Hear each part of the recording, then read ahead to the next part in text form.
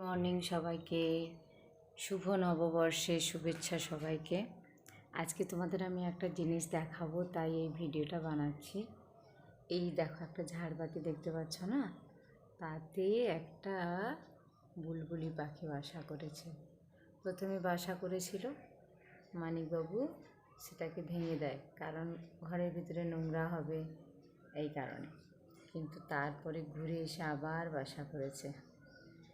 এবার আমি তাকে বললাম যে না, তুমি আর ভেঙো না, ঝড় বৃষ্টির দিন আসছে তো, সে একটা সেফ জায়গা চাইছে। তার বাচ্চা দেবে, ডিম পাড়বে, তারপরে বাচ্চা বড় হয়ে গেলেই সে আবার উড়ে যাবে। সেই জন্য মানিকবাবু আর ভাঙেনি। কিন্তু এত সুন্দরভাবে বসেছে, দেখতে পাচ্ছ নিশ্চয়ই সবাই।